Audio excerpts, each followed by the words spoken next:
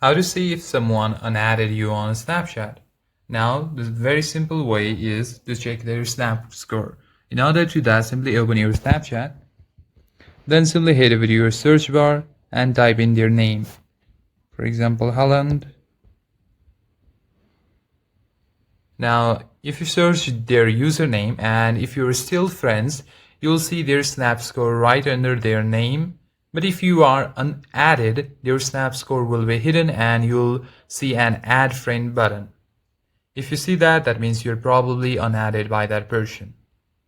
Now, another way is checking your friend list. If you know their name, you can check if they are still friend or not. So you can also view your entire active friend list. For that, simply tap on your Bitmoji, and under friend section you'll find my friend. Simply tap on that, and here you'll find a list of all of your friends on the Snapchat platform. Now simply search for their name, and if they are missing from the list, they have been unadded or you have been unadded by them, so you are no longer friends with them. And that's it, guys. In this way you can easily find out if you are unadded by your friend. Thank you for watching this video. If you find it useful, consider liking and subscribing to the channel. I'll see you in the next one.